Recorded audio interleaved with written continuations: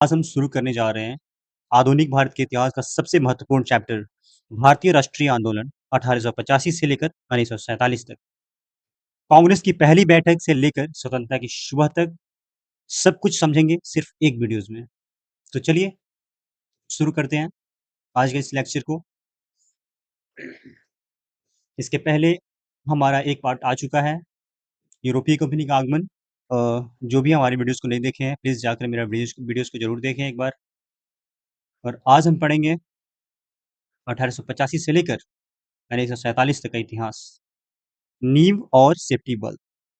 यह सन 1885 में भारतीय राष्ट्रीय कांग्रेस की स्थापना और उससे जुड़ी थ्योरी को बताता है, जैसे कि हम देख सकते हैं।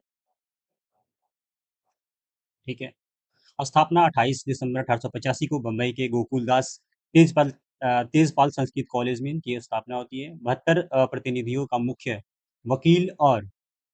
वकील और पत्रकार इसमें उपस्थित थे। ये चीज देखेंगे।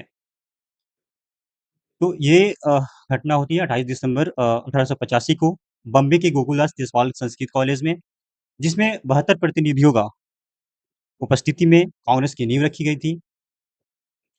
इसमें मुख्य चेहरे के रूप में देखेंगे दोस्तों, एओ हुम संस्थापक के रूप में थे, डब्ल्यू सी बनर्जी प्रथम अध्यक्ष बने थे, और लॉर्ड डॉफरिन वायसराय था उस समय। ठीक है। और सेफ्टी बल्ब सिद्धांत क्या है दोस्तों, इसके बारे में भी थोड़ा सा देख लेते हैं। सेफ्टी बल्ब सिद्धांत,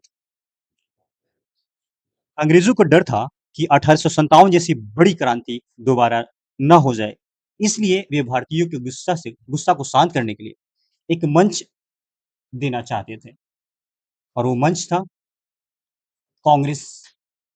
कांग्रेस पार्टी की स्थापना हुई थी। उनका असली मकसद यही था कि इसके तहत कांग्रेस को एक ऐसा माध्यम के रूप में इस्तेमाल करने की योजना थी जहां भारतीय अपनी बात शांति से कह सके और उनका गुस्सा बड़ी क्रांति में न बदले, जैसे कि 1857 में हम लोगों ने देखा था। ठीक है। उसके बाद 1893 में 1893 के 3 ऐतिहासिक कदम थे। गांधी जी का अफ्रीका प्रस्थान 24 वर्ष की आयु में। 24 वर्ष की आयु में महात्मा गांधी का दक्षिण अफ्रीका जाना हुआ, पहला। दूसरा, विवेकानंद जी जो विश्व धर्म संसद में स्वामी विवेकानंद का ऐतिहासिक भाषण हुआ था वहां पे। कहाँ पे? शिकागो में। डूरंड रेखा का निर्धारण, यानी कि भारत और अफगानिस्तान के बीच सीमा रेखा तय करना। ठीक है, भारत और अफगानिस्तान के बीच सीमा रेखा तय करना। तो ये था कुछ मुख्य पॉइंट्स। आगे बढ़ते हैं। विभाजन की चिंगारी और स्वदेशी, जैसे कि हम देखें कि 1885 ईस्वी में कांग्रेस की स्थापना हो जाती है। फिर कुछ वर्ष बाद अ, बंगाल विभाजन का कार्य होता है। हम देख सकते हैं कि कैसे बंगाल को 2 भागों में बाँटा गया और तर्क दिया गया कि यहाँ पे देखिए, बंगाल ये ये बंगाल का क्षेत्र था। ठीक है? ये बंगाल का क्षेत्र था दोस्तों। अब ब्रिटिशर्स ने बंगाल को 2 भागों में बाँट दिया। ठीक है? 1905 ईस्वी से लेकर 1906 ईस्वी की जो घटना थी, यह साल था 1905। नक्शे में जो दिखाया जा रहा है, ये देख रहे हैं आप, कि बंगाल को 2 हिस्सों में बाँटा गया। ठीक है? तो जो जहाँ हिंदू ज़्यादा थे, उसे हिंदू बहुल अ, बंगाल जो के क्षेत्र में अलग किया गया, और जहाँ मुस्लिम थे, वहाँ मुस्लिम बहुल बंगाल को अलग किया गया। ठीक है? कारण ये दिया गया कि उस समय के अंग्रेज जो अफसर थे, लॉर्ड कर्जन ने हिंदू और मुस्लिम के भाईचारों को तोड़ने के लिए 16 अक्टूबर 1905 को बंगाल का बंटवारा कर दिया। कब दोस्तों? 16 अक्टूबर को। 16 अक्टूबर 1905 को बंगाल को 2 भागों में बाँट दिया। वो नहीं चाहते थे कि हिंदू-मुस्लिम एकता इसमें दिखाई दे, जैसे कि 1857 की क्रांति में हम लोगों ने देखा था कि कैसे हिंदू-मुस्लिम की एकता एक बड़ी क्रांति के रूप में उभरी थी।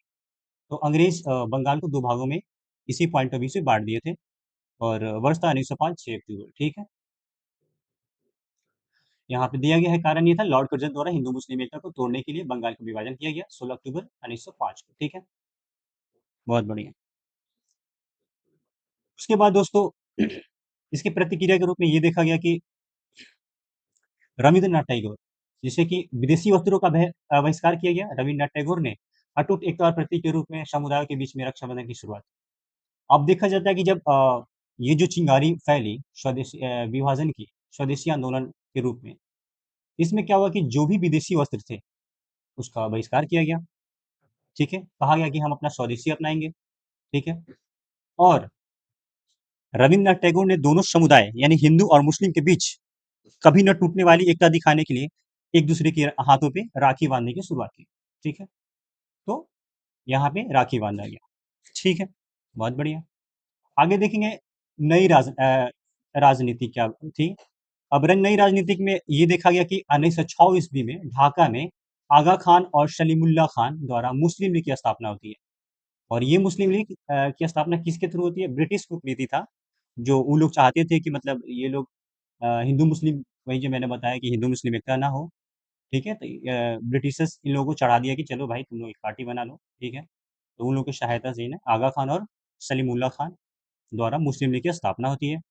वहीं 1906 ईस्वी में कलकत्ता की जो घटना है, दादा भाई नौरोजी ने पहली बार कांग्रेस मंच में स्वराज की मांग की। अब ये क्या था दोस्तों? दादा भाई नौरोजी ने पहली बार कांग्रेस के मंच से स्वराज की मांग की। ठीक है, इतना हम समझ लिए, आगे बढ़ते हैं। अब आता है दोस्तों साल था 1907। हमने देखा 1905 में कैसे स्वदेशी आंदोलन भड़का। 1906 में मुस्लिम लीग की स्थापना हुई। माफ कीजिएगा, मुस्लिम लीग की स्थापना हो जाती है दोस्तों 1906 में। ठीक है, अब आता है 1907 सूरत अधिवेशन। इसमें जो था, हाँ, सूरत अधिवेशन में हम देखेंगे दोस्तों कि कांग्रेस जो था ना, दो अलग अलग गुट में बट गया, एक नरम दल और एक गरम दल। नरम दल के प्रमुख नेता थे गोपाल कृष्ण गोखले, दादा भाई नौरोजी और फिरोज शाह मेहता। ठीक है, इन लोगों की विचारधारा क्या थी? संवैधानिक सुधार, शांतिपूर्ण समाज और याचिकाएं। यानी कि इनका मानना था कि कानून के दायरे में रहकर सुधार या फिर संवैधानिक सुधार मांगे जाए, शांति से बातचीत किया जाए और अंग्रेजों को अपनी बात समझाने के लिए प्रार्थना पत्र भेजा जाए। इनकी रणनीति क्या थी दोस्तों? ये अपने आंदोलन को सिर्फ, देखिए, आंदोलन को शिक्षित वर्गों और विशिष्ट मुद्दों तक सीमित रखना। इसका मतलब ये था, ये अपने आंदोलन को सिर्फ पढ़े लिखे लोगों तक ही सीमित रखना चाहते थे। ठीक है, पढ़े लिखे लोगों तक ही अपनी आंदोलन को सीमित रखना चाहते थे। वही जो गरम दल था, इसके प्रमुख नेता थे लाल बाल पाल। मतलब क्या होता है? लाल लाल बाल पाल मीन्स लाला लाजपत राय, बाल गंगाधर तिलक और बिपिन चंद्र पाल, साथ में अरविंदो घोष भी थे। इन लोगों की विचारधारा ये थी कि सीधी कार्रवाई, पूर्ण आत्मनिर्भरता, बड़े पैमाने पर बहिष्कार। ठीक है, देखिए, मतलब इन लोगों का ये था कि ये सीधी कार्रवाई करना चाहते थे। ये यकीन रखते थे, इनका कहना था कि हमें पूरी तरह से आत्मनिर्भर होना पड़ेगा और अंग्रेजों के सामना और संस्थाओं का बड़े पैमाने पर बहिष्कार करना होगा। ठीक है, कौन थे ये लोग? गरम दल के लोग, जो लोग थे। ठीक है, और जैसे कि हम लोगों ने देखा कि इन लोगों का रणनीति था गरम दल का शिक्षित वर्गों तक ही सीमित रखना। वहीं गरम दलों का रणनीति ये था कि आंदोलन को आम जनता तक ले जाना। ठीक है, आम जनता तक ले जाने का मतलब ये था कि ये आंदोलन को सिर्फ पढ़े लिखे लोगों तक नहीं, बल्कि देश की आम जनता और आम लोगों तक ले जाना चाहते थे। कौन? गरम दल के लोग। ठीक है, इसी बीच बाल गंगाधर तिलक ने एक नारा दिया था, स्वराज्य मेरा जन्मसिद्ध अधिकार है और मैं इसे लेकर रहूंगा। ठीक है, ये चीज हम लोगों ने समझ लिया, आगे बढ़ते हैं। बहुत बढ़िया।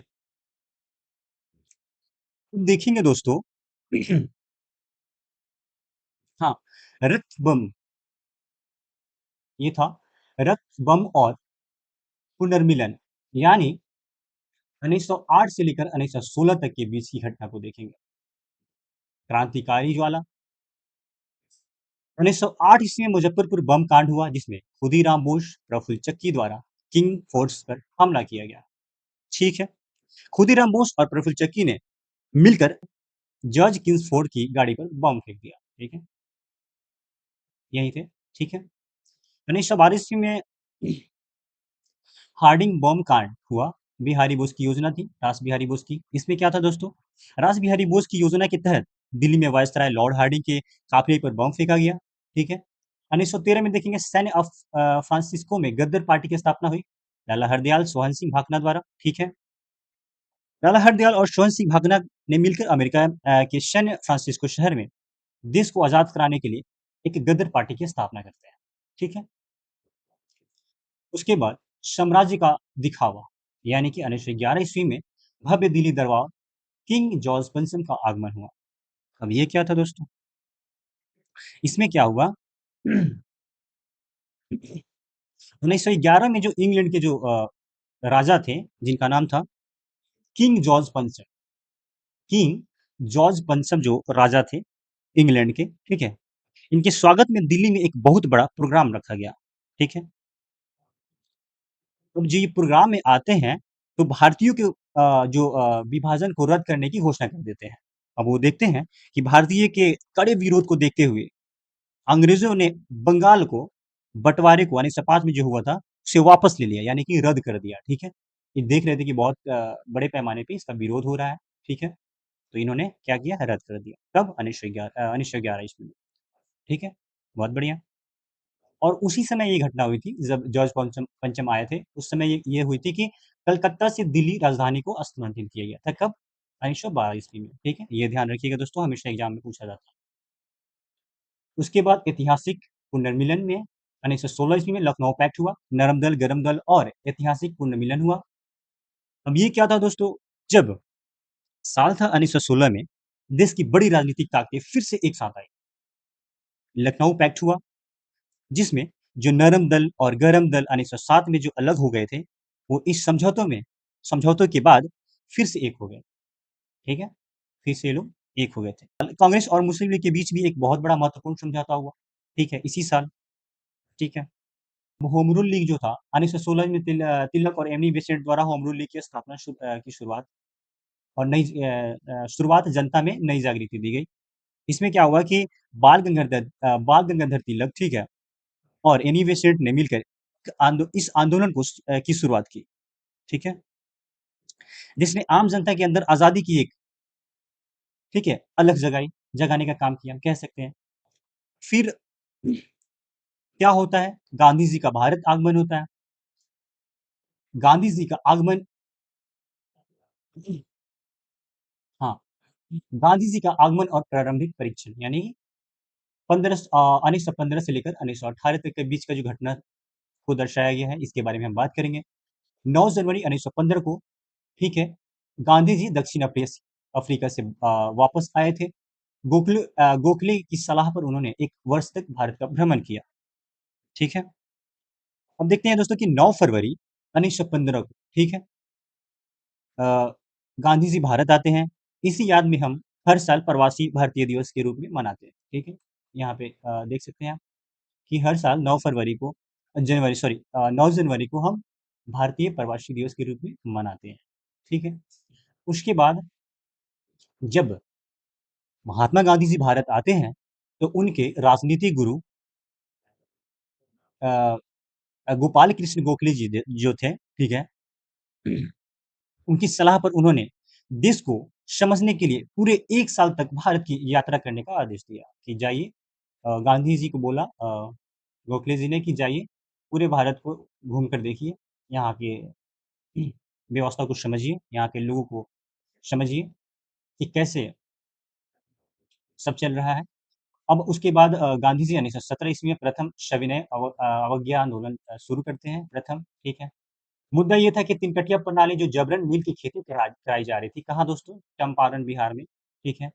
परिणाम ये रहा कि यह प्रणाली समाप्त हुई और रविंद्रनाथ टैगोर ने इसे उन्हें महात्मा गांधी की उपाधि दे दी। ठीक है। तिनकटिया प्रणाली, जिनके तहत तिनकटिया प्रणाली जिनके तहत अंग्रेज किसानों से जबरदस्ती नील की खेती करवाते थे, ठीक है? अब जब महात्मा गांधी चंपारण पहुँचते हैं, तो इसका विरोध करते हैं और गांधी जी के विरोध के बाद यह जबरन खेती पर वाली जो प्रणाली समाप्त हुई। इसी आंदोलन की सफलता के बाद जो रविंद्रनाथ टैगोर जी थे, गांधी जी को महात्मा का उपाधि दिया। क्वेश्चन बहुत इंपॉर्टेंट है दोस्तों, ध्यान रखिएगा, एग्जाम में पूछता है। चंपारण के बाद आते हैं अहमदाबाद। अहमदाबाद आते हैं 1918 ईस्वी का ही था, जिसमें प्रथम भूख हड़ताल हुआ। ठीक है दोस्तों, अहमदाबाद में, ठीक है। अब इसमें मुद्दा क्या था दोस्तों? मालिकों और मजदूरों के बीच प्लेग बोनस विवाद, ठीक है। अब ये क्या था? मिल के मालिकों और वहां काम करने वाले मजदूरों के बीच प्लेग बोनस को लेकर विवाद चल रहा था, ठीक है। उसके बीच गांधी जी पहुंचते हैं और फिर उन लोगों का साथ देते हैं, ठीक है, मजदूरों का। और परिणाम क्या निकलता है? गांधी जी के बीच बचाव, मतलब गांधी जी के बीच जब बचाव के बाद मिल मालिक मान गए और मजदूरों की तनख्वाह में 35% की बढ़ोतरी कर दी, ठीक है। 35% की यहाँ बढ़ोतरी कर देती है। परिणाम ये निकलता है कि गांधी जी के हस्तक्षेप में से मजदूरों को 35% वेतन में वृद्धि हो गई, ठीक है। तो ये घटना है, याद रखिएगा। खेड़ा डिस्ट्रिक्ट में जो घटना हुई थी, ये भी खेड़ा डिस्ट्रिक्ट कहाँ है? गुजरात में ही है। 1918 की ही घटना है, प्रथम असहयोग आंदोलन के रूप में उभरा। यहाँ भी महात्मा गांधी जी पहुंचते हैं, ठीक है। मुद्दा क्या था? मुद्दा यही था कि वहाँ काल और फसल बर्बाद होने के बावजूद कर वसूली हो रहा था। इसका परिणाम ये निकला कि दबाव में रहकर में सरकार का फैसला भी कि केवल सक्षम किसानों से ही कर लिया जाएगा, ठीक है। अब मुद्दा ये था, वहाँ अकाल पड़ा था और किसानों की फसल बर्बाद हो गई थी, फिर भी अंग्रेज उनसे जबरदस्ती कर वसूल रहे थे, टैक्स वसूल रहे थे।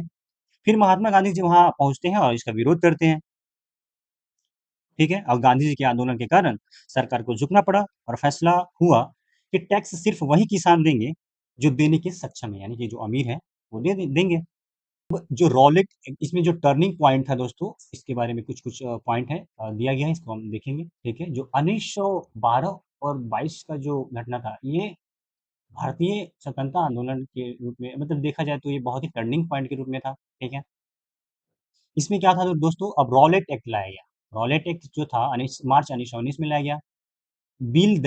इसमें था कि बिना दलील, बिना वकील, बिना अपील, एक क्रूर काला कानून जिसने देशव्यापी हड़तालों को जन्म दिया, ठीक है। देशव्यापी कानून जो लाया गया, इससे क्या हुआ हमारे देश में? ये हुआ, इसे एक क्रूर काला कानून कहा गया है दोस्तों, ठीक है। इसे क्रूर काला कानून कहा गया है दोस्तों। इसके तहत अंग्रेजों को ये ताकत मिल गई कि वे किसी भी भारतीय को बिना जांच, बिना वकील, बिना अपील और बिना दलील के सीधे जेल में डाल सकते थे, ठीक है। इसीलिए इसे काला कानून कहा गया। असर क्या रहा? असर यही रहा कि इसके विरोध में पूरे देश में हड़तालें, यानी देशव्यापी आंदोलन शुरू हुआ, ठीक है। उसके बाद दोस्तों ये होता है कि जालियांवाला बाग होता है 13 अप्रैल 1919 में, जिसमें जनरल डायर द्वारा निहत्थे भीड़ पर गोलीबारी किया गया। सैकड़ों शहीद हो गए और टैगोर ने नाइटहुड की जो उपाधि मिलता है ब्रिटिशर्स द्वारा, उसे वो क्या करते हैं? लौटा देते हैं और हंटर कमीशन की लीपापोती होती है। अब पूरा मामला ये था दोस्तों कि पंजाब के जो एक अमृतसर में रॉलेट एक्ट का जो विरोध कर रही थी निहत्थी और शांतिपूर्ण भीड़, अंग्रेज अफसर जो था जनरल डायर ने गोलियां चलवा दी, जिसमें सैकड़ों लोग शहीद हो गए, ठीक है। असर ये रहा दोस्तों कि इस दुखद घटना के विरोध में रविंद्रनाथ टैगोर ने अंग्रेजों की द्वारा दी गई अपनी जो नाइटहुड की जो उपाधि दिया जाता था उस समय, नाइटहुड का उपाधि मतलब होता है कि सर की जो उपाधि दी जाती थी, लौटा दी अंग्रेजों को, ठीक है। और अंग्रेजों ने जांच के नाम पर हंटर कमीशन बनाया, जिसने सिर्फ जिसने सिर्फ लिपापोती किया। अब देखते हैं दोस्तों खिलाफत और असहयोग आंदोलन जो 1920 में होता है, इसके बारे में हम देखेंगे। गांधी जी ने हिंदू मुस्लिम एकता कायम की। लक्ष्य 1 वर्ष में स्वराज, विदेशी वस्तुओं और अदालतों का पूर्ण बहिष्कार, ठीक है। अब इसमें रणनीति ये बनाया गया दोस्तों कि गांधी जी ने अंग्रेजों के खिलाफ जो देश का सबसे बड़ा आंदोलन शुरू किया था, ठीक है, इसमें उन्हें हिंदू मुस्लिम एकता कायम की। इसमें उन्होंने हिंदू मुस्लिम एकता कायम की, ठीक है। उनका लक्ष्य यही था कि उनका नारा था कि एक ही वर्ष में 1 वर्ष में स्वराज, ठीक है? यानी 1 साल में अपना राज्य, उनका ये लक्ष्य था, ठीक है? तरीका ये था दोस्तों कि विदेशी सामानों और अंग्रेजों की अदालतों पर की पूरी तरह से बहिष्कार करना, यानी बॉयकॉट कर देना। जो विदेशी सामान है, हम भारतीयों को यूज़ नहीं करना है और अंग्रेजों की अदालतों का पूरी तरह से बहिष्कार किया जाएगा, ठीक है? बॉयकॉट किया जाएगा। तो ये था खिलाफत आंदोलन शुरू किया उन्होंने। उसके बाद चौरी चौरा जो कांड होती है दोस्तों 1922 ईस्वी में, अब इन्होंने तो शुरू कर दिया असहयोग आंदोलन शांतिपूर्ण, लेकिन गोरखपुर में उग्र भीड़ द्वारा पुलिस स्टेशन में आग लगा दी गई, जिसमें 22 पुलिसकर्मियों की मौत हो गई दोस्तों। ठीक है, चलिए आगे बढ़ते हैं दोस्तों। अभी कहाँ है दोस्तों ये? गोरखपुर उत्तर प्रदेश में है। उत्तर प्रदेश में गोरखपुर में एक उग्र चौरा चौड़ी जो पुलिस स्टेशन में था, जो लगा दिया गया आग, जिससे 22 पुलिसकर्मी की हो गई मौत। सामूहिक हिंसा रोकने के लिए गांधी जी द्वारा आंदोलन अचानक वापस लिया गया। गांधी जी को 6 वर्ष की सजा, हाँ, गांधी जी को 6 वर्ष की सजा इसमें हुई। देखो, अब ये था दोस्तों कि गांधी जी अहिंसा के पुजारी थे। इस सामूहिक हिंसा को देखने के बाद उन्होंने तुरंत अपना असहयोग आंदोलन अचानक वापस ले लिया, यानी कि रोक दिया। नतीजा ये रहा दोस्तों कि आंदोलन रोकने के बाद अंग्रेजों ने गांधी जी को गिरफ्तार कर लिया और उन्हें 6 वर्ष की सजा सुनाई, और उन्हें 6 वर्ष की सजा सुना दी दोस्तों। 1924 में राम प्रसाद बिस्मिल और सचिंद्र नाथ सान्याल द्वारा एचआरए यानी कि हिंदुस्तान रिपब्लिक एसोसिएशन की स्थापना होती है दोस्तों। ठीक है, बहुत बढ़िया।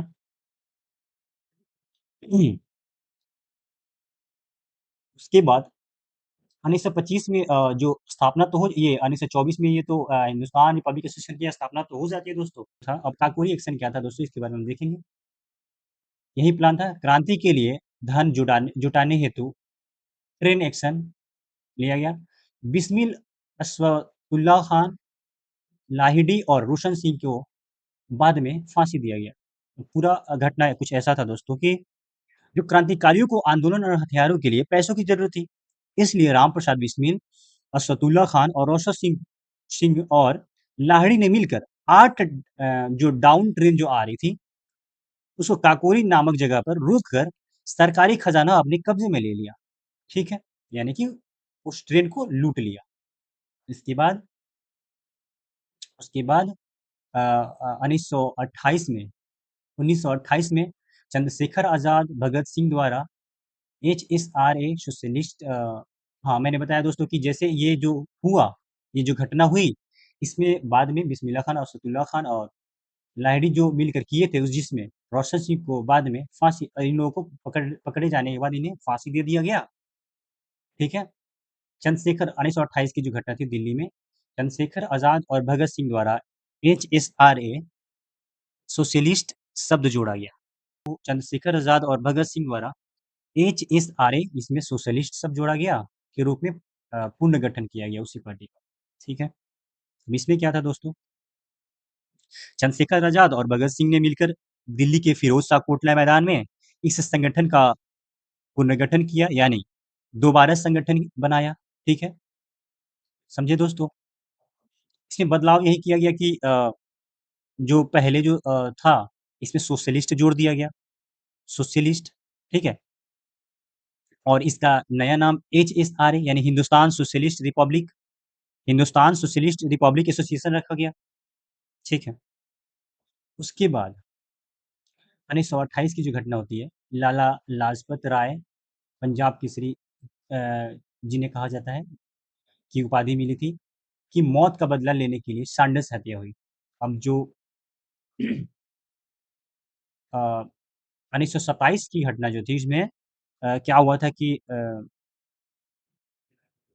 हाँ, इसमें जो 1927 की जो घटना होती है, कि साइमन कमीशन भारत आता है, जिसमें अ, ऐसे लोग थे जिसमें ऐसे लोग थे जो भारत के लिए लॉ बनाएंगे और उसमें सिर्फ अंग्रेज रहेंगे, जिसको लेकर भारतीय लोगों ने काले झंडे को लेकर इनका विरोध किया। कहाँ? लाहौर में। ठीक है, उसी विरोध के दौरान लाला लाजपत राय को लाठी लगने से उनकी मौत हो जाती है। और उन्हीं मौत के बदला लेने के लिए, ठीक है, सैंडर्स की हत्या की जाती है दोस्तों। साइमन कमीशन के विरोध में किस समय लाला लाजपत राय को अंग्रेजों द्वारा लाठी बरसाई गई जिसमें उनकी मौत हो गई थी, ठीक है? और उसी की बदला लेने के लिए ये चीज़ हुआ, सैंडर्स की गोली मार कर हत्या कर दी गई। और उसमें आते हैं 1929 की जो घटना थी दिल्ली असेंबली की, भगत सिंह और बटुकेश्वर दत्त द्वारा बम फेंकना, नारा बहरों को सुनाने के लिए धमाके की ज़रूरत। इसका मतलब ये था दोस्तों कि जो भगत सिंह और बटुकेश्वर दत्त ने दिल्ली की सेंट्रल असेंबली में यानी संसद में खाली जगह पर बम फेंका। उनका मकसद किसी को मारना नहीं था। उन्होंने नारा दिया था कि बहरों को सुनाने के लिए धमाके की ज़रूरत। मतलब बहरों को माने जो अंग्रेज ब्रिटिशर्स जो थे, उनको सुनाने के लिए, उनको सचेत करने के लिए बम फेंका गया था कि हमारी बात को सुनो, समझो, ठीक है? उसके बाद 1931 की घटना को हम लोग देखेंगे। आज़ाद की शहादत, अल्फ्रेड पार्क और 23 मार्च को भगत सिंह, राजगुरु सुखदेव का बलिदान।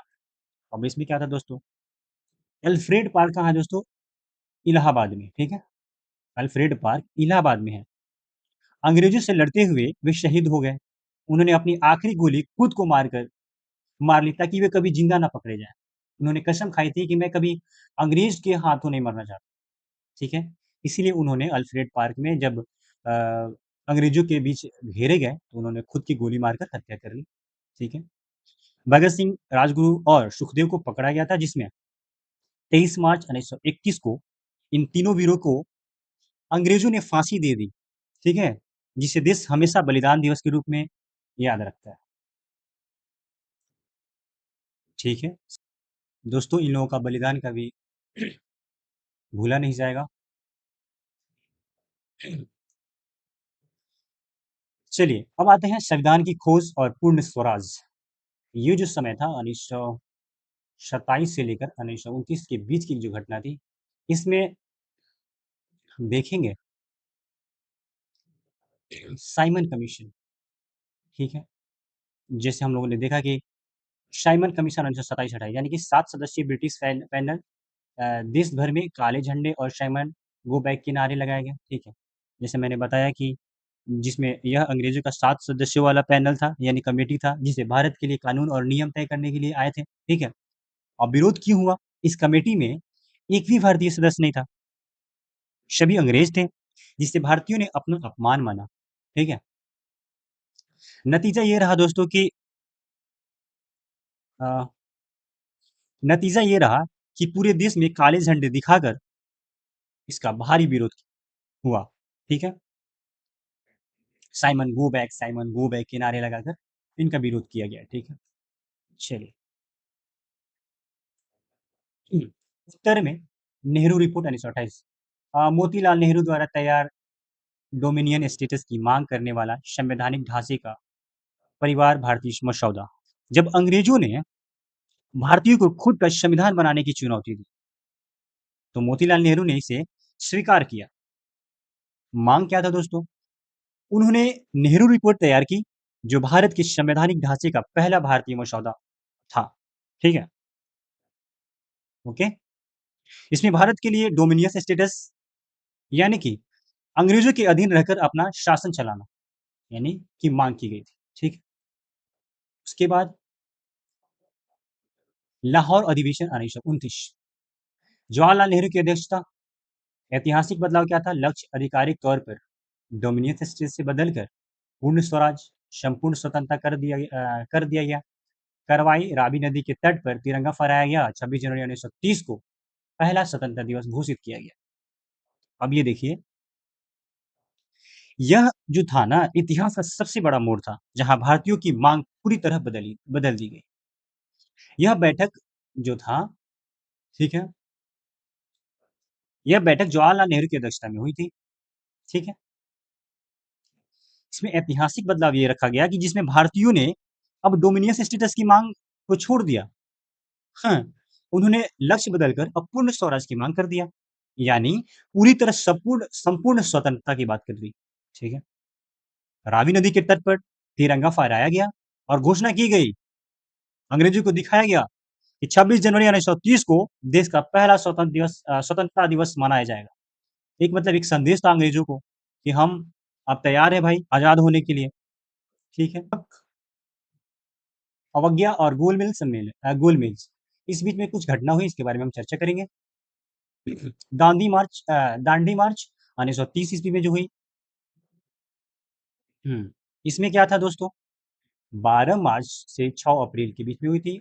78 अनुयायियों ने नमक कानून तोड़ने के लिए 240 मील का पैदल यात्रा की। देशव्यापी सविनय अवज्ञा आंदोलन की शुरुआत हुई। सुभाष चंद्र बोस ने इसकी तुलना नेपोलियन के पेरिस मार्च से की थी। अब देखेंगे दोस्तों कि 12 मार्च से 6 अप्रैल तक गांधी जी ने अपने 78 साथियों के साथ साबरमती आश्रम से दांडी तक 240 मील की पैदल यात्रा की। ठीक है? शुरुआत में ये रहा कि दांडी पहुंचकर नमक बनाकर अंग्रेजों का कानून तोड़ा गया, जिससे पूरे देश में सविनय अवज्ञा आंदोलन की शुरुआत हुई, यानी सिविल डिसोबीडियंस मूवमेंट की शुरुआत हुई। जिसमें तुलना ये रहा कि सुभाष चंद्र बोस ने गांधी जी को इस यात्रा की तुलना किससे कर दी दोस्तों? नेपोलियन के पेरिस मार्च से कर दी है। ठीक है? अब गोलमेज सम्मेलन देखेंगे दोस्तों, जो लंदन में हुआ था। कहाँ हुआ था? लंदन में गोलमेज सम्मेलन हुआ। प्रथम गोलमेज सम्मेलन हुआ 1930 ईस्वी में। कांग्रेस ने बहिष्कार कर दिया, यानी कि कांग्रेस इस सम्मेलन में नहीं हिस्सा लिया। द्वितीय में 1931 ईस्वी में गांधी इरविन समझौते के बाद गांधी शामिल हुए, सांप्रदायिक मुद्दों के कारण विफल रहा। ठीक है? गांधी और इरविन समझौते के बाद गांधी जी इसमें शामिल हुए। ठीक है? लेकिन सांप्रदायिक मुद्दों के कारण विफल रहा। वे उसके बाद तृतीय जो गोलमेज सम्मेलन रहा, जिसमें कांग्रेस ने फिर से बहिष्कार कर दिया इसका। ठीक है? बस इतना समझना है दोस्तों कि इसमें 2 तरीके से क्वेश्चन बनता है कि इस सम्मेलन में, यहाँ पे नोट में दिया गया है कि किसने तीनों सम्मेलन में भाग लिया? तो डॉक्टर भीमराव अम्बेडकर।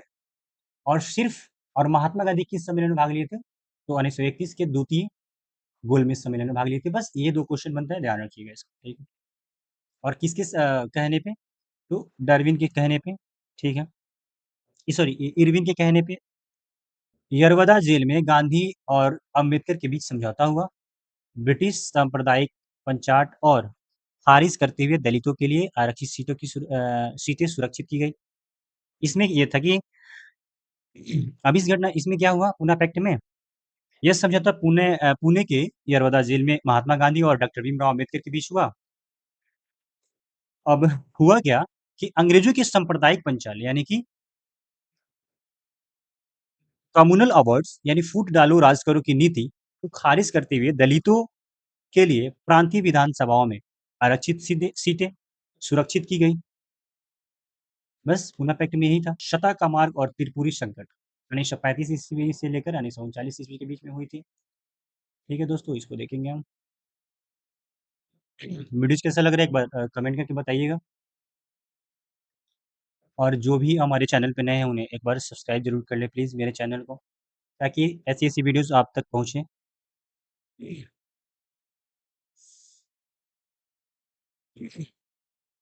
अब देखेंगे दोस्तों कि सत्ता का मार्ग और त्रिपुरी संकट। भारत सरकार अधिनियम 1935 प्रांतों में द्वैध शासन समाप्त किया गया। प्रांतीय स्वायत्तता की शुरुआत। संघीय न्यायालय और रिजर्व बैंक आरबीआई की स्थापना। 1937 प्रांतीय चुनाव, लोकतंत्र की पहली बड़ी परीक्षा। कांग्रेस ने 11 में से 8 प्रांतों में सरकार बनाई। भारतीय प्रशासनिक क्षमता का प्रमाण। अब इसमें क्या था दोस्तों कि प्रांतों में द्वैध शासन समाप्त, प्रांतीय स्वायत्तता की शुरुआत। हम्म इसमें दोहरा शासन खत्म कर दिया गया और उन्हें खुद के फैसले लेने की आज़ादी दे दी गई। किसमें दोस्तों? प्रांतों में द्वैध शासन समाप्त कर दिया, प्रांतीय स्वायत्तता यानी कि खुद के लिए फैसला लेने की आज़ादी दे दी गई। इसी कानून के तहत देश के एक संघीय न्यायालय यानी कि फेडरल कोर्ट और रिजर्व बैंक की स्थापना भी होती है। ठीक है? जैसे कि हम लोगों ने देखा यहाँ पे 1937 ईस्वी की जो घटना थी, प्रांतीय चुनाव, यह भारत लोकतंत्र की पहली बड़ी परीक्षा थी। इसमें कांग्रेस ने शानदार प्रदर्शन करते हुए 11 में से 8 प्रांत में से अपनी सरकार बनाई। इससे भारतीयों की प्रशासनिक क्षमता यानी कि सरकार चलाने की ताकत का प्रमाण मिल गया। ठीक है? बहुत बढ़िया। उसके बाद हम लोग बात करेंगे त्रिपुरी संकट 1939। ठीक है? अब ये क्या था दोस्तों त्रिपुरी संकट? इसमें ये था कि यह कांग्रेस पार्टी के अंदर एक बहुत बड़ा वैचारिक विवाद था। इसके बारे में हम देखेंगे। टकराव ये था कि सुभाष चंद्र बोस ने कांग्रेस अध्यक्ष पद के लिए गांधी जी के उम्मीदवार पट्टाभी सीतारामैया को हराया। परिणाम ये रहा कि महात्मा गांधी जी ने इसे अपनी व्यक्तिगत हार घोषित किया। बोस ने कांग्रेस को विभाजित होने से बचाने के लिए सम्मानपूर्वक इस्तीफा दिया और एक नई पार्टी फॉरवर्ड ब्लॉक की स्थापना की गई दोस्तों। और इनके जगह पे राजेंद्र प्रसाद को कांग्रेस की अ, अध्यक्ष के रूप में बैठाया गया। अब देखिए इसको विस्तार में समझते हैं। टकराव क्या था दोस्तों? कांग्रेस अध्यक्ष पद के लिए चुनाव लड़ा गया। सुभाष चंद्र बोस का मुकाबला किससे था? गांधी जी के पसंदीदा उम्मीदवार पट्टाभी सीतारामैया जी थे। इस चुनाव में सुभाष चंद्र बोस की जीत हो जाती है और यही था कि इसमें गांधी जी अपना व्यक्तिगत हार मान लेते हैं, हार घोषित कर देते हैं और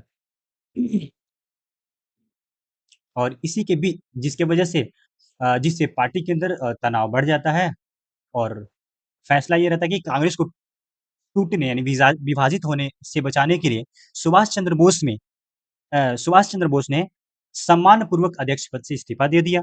इसके बाद उन्होंने एक नई पार्टी फॉरवर्ड ब्लॉक की स्थापना कर दी। ठीक है? इसमें इतना ही था। अब अंतिम प्रहार यानी कि भारत छोड़ो और आजाद हिंद फौज। अब हम देखेंगे दोस्तों कि भारत छोड़ो आंदोलन, ठीक है? भारत छोड़ो आंदोलन 42 में हुआ, जिसमें क्रिप्स मिशन से उपजा आक्रोश विफलता से उपजा आक्रोश 8 अगस्त 1942 को गांधी जी ने करो या मंत्र का मंत्र दिया यानी कि नारा दिया। ऑपरेशन जारी आवर ब्रिटिश सरकार ने रातों रात सभी शीर्ष नेताओं को गिरफ्तार किया। आंदोलन भूमिगत यानी जयप्रकाश नारायण, अरुण अशरफ अली और नेतृत्वविहीन जन विद्रोह बन गया। अब इसमें क्या था दोस्तों भारत छोड़ो आंदोलन में? शुरुआती कारण ये रहा कि क्रिप्स मिशन की विफलता। क्रिप्स मिशन को गांधी जी ने दिवालिया बैंक का चेक यानी डेटेड चेक कहा था। ठीक है? पोस्ट डेटेड चेक कहा था, जिससे जनता में भारी गुस्सा फैल गया, आक्रोश फैल गया। अब 8 अगस्त 1942 को महात्मा गांधी ने देश को करो या मरो का ऐतिहासिक नारा दिया। ठीक है? अंग्रेजों की चाल ये थी, इसमें operation zero hour operation zero hour operation zero hour इसमें ब्रिटिश सरकार ने रातों रात अभी सभी शीर्ष नेताओं को गिरफ्तार किया। ठीक है? आंदोलन शुरू होते ही ब्रिटिश सरकार ने रातों रात कांग्रेस के सभी बड़े नेताओं को गिरफ्तार कर जेल में डाल दिया। ठीक है? बड़े नेताओं के न होने के बावजूद यह आंदोलन रुका नहीं। जयप्रकाश नारायण और अरुणाजो आसफ अली जैसे नेताओं ने भूमिगत रहकर इसे चलाया। यह आंदोलन बिना किसी एक मुख्य लीडर के एक बहुत बड़ा नेतृत्वहीन जन विद्रोह बन गया। ठीक है? तो ये था दोस्तों। उसके बाद आजाद हिंद फौज के बारे में हम देखेंगे कि आईएनए। अब इसमें क्या था दोस्तों? सुभाष चंद्र बोस जो थे यानी 41 में नजरबंदी से बचकर जर्मनी फिर जापान पहुंचे। 1943 में सिंगापुर में आजाद हिंद फौज की कमान संभाली। ऐतिहासिक नारे दिल्ली चलो और तुम मुझे खून दो मैं तुम्हें आजादी दूंगा। 1945 में लाल लाल किला टायल ने आईएनए अधिकारियों को बचाव में पूरे देश को एकजुट कर दिया, जिससे ब्रिटिश सेना की वफादारी टूट गई। अब इसमें ये था दोस्तों कि ये भारत के बाहर से अंग्रेजों पर किया गया सैन्य हमला था। ठीक है? जो भारतीय लोग थे, बाहर से अंग्रेजों पे सैन्य हमला कर रहे थे, करने की योजना बनाया गया इंडियन नेशनल आर्मी। सॉरी, ठीक है? अब इसमें 1943 में सिंगापुर पहुंचकर उन्होंने आजाद हिंद फौज की कमान संभाली। किसने? सुभाष चंद्र बोस ने।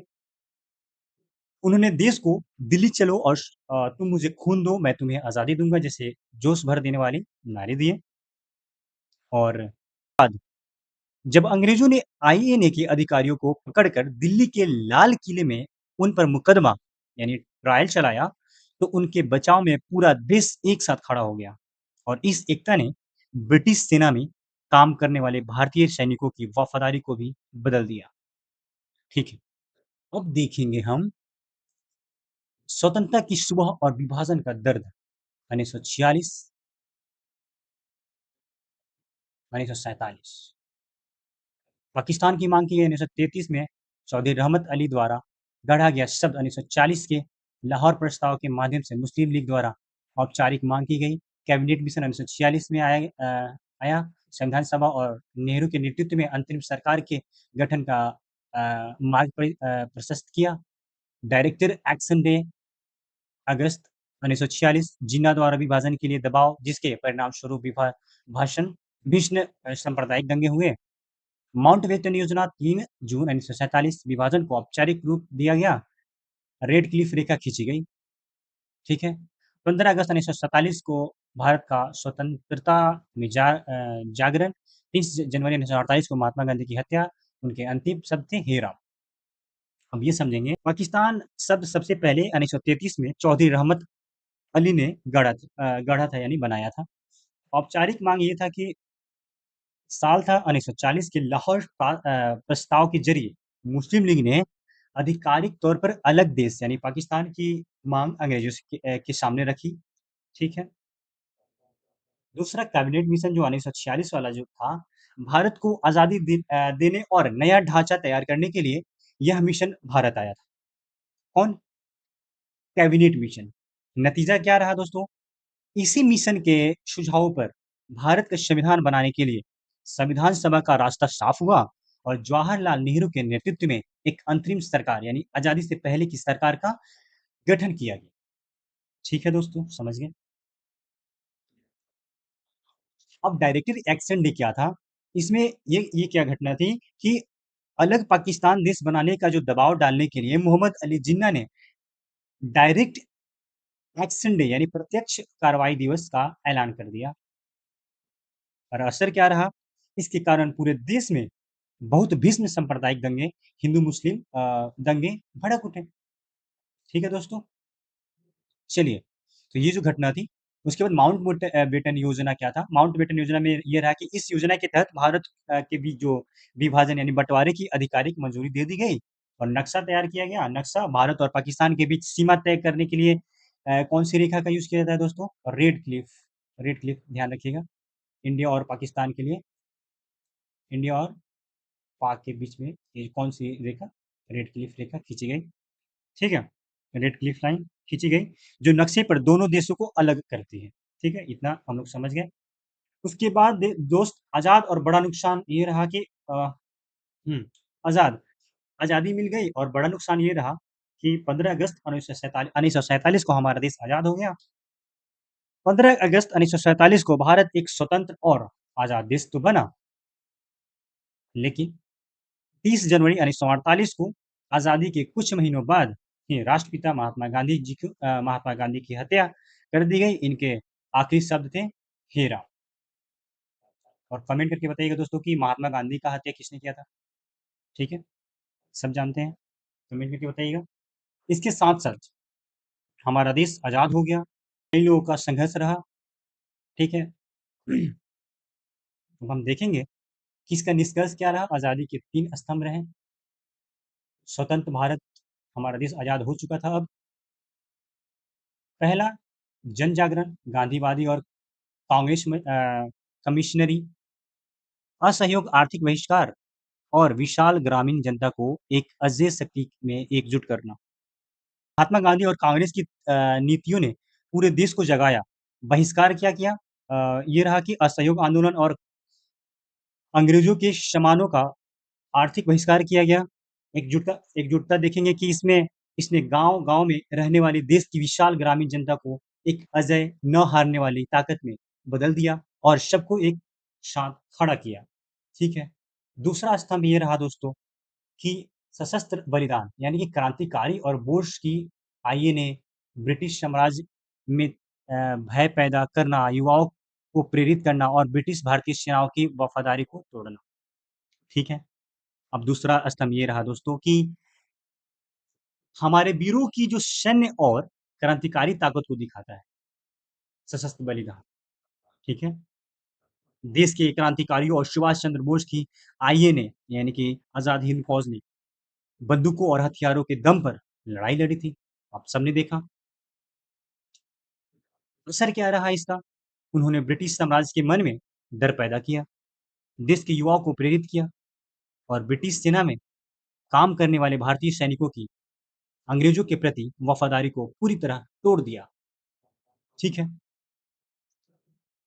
तीसरा स्तंभ ये था दोस्तों, भू राजनीतिक दबाव यानी कि द्वितीय विश्व युद्ध के बाद ब्रिटिश साम्राज्य की थकावट भारत का पर सैन्य और आर्थिक रूप से कब्जा बनाए रखना संभव हो गया। सेकेंड वर्ल्ड वॉर के बाद ब्रिटिश साम्राज्य पूरी तरह थक चुका था और कमजोर हो चुका था। यही मौका था भारतीय लोगों के लिए, ठीक है, अपना देश को आजाद करने के लिए। युद्ध के बाद अंग्रेजों के लिए भारत पर सेना के दम पर नियंत्रण रखना और आर्थिक रूप से कब्जा करना बनाए रखना बिल्कुल असंभव हो गया था। तो ये कारण था तीसरा, भू राजनीतिक दबाव था, ठीक है, अंग्रेजों पे। और इसी के साथ-साथ हमारा ये जो अध्याय था, ये जो चैप्टर था, समाप्त हो गया, हमारा देश आज़ाद हो गया और इस आज़ादी में जो-जो हिस्सा लिया उन्हें हम सत-सत नमन करते हैं और उन्हें हमेशा याद रखा जाएगा और इन्हीं लोगों की बदौलत हमारा देश आज़ाद हुआ और हम इस आज़ाद देश के नागरिक हैं। तो हमें गर्व है हमारे पूर्वजों पे, हमारे जो बलिदान देने वाले क्रांतिकारियों पे। आज़ादी किसी एक व्यक्ति आज़ादी किसी एक व्यक्ति या विचारधारा की जीत नहीं थी, बल्कि लाखों भारतीयों की सामूहिक बलिदान का परिणाम था। तो चैप्टर खत्म हो गया दोस्तों। मॉडर्न हिस्ट्री आधुनिक भारत आप लोगों को कैसा लगा? आई होप अच्छा लगा होगा। कमेंट करके ज़रूर बताइएगा कि आप लोगों को कैसा लगा और मुझे किस टॉपिक पे वीडियोज़ बनाना चाहिए। हमारे इस सेशन में जुड़ने के लिए आप लोगों का बहुत-बहुत धन्यवाद। फिर मिलेंगे नए सेशन के साथ। अभी के लिए जो हमारे चैनल पे नए हैं, प्लीज़ मेरे चैनल को सब्सक्राइब कर लें और बेल आइकन दबाना ना भूलें ताकि मैं कभी भी वीडियोज़ लेकर आऊँ, आप लोगों तक ज़रूर पहुँचे।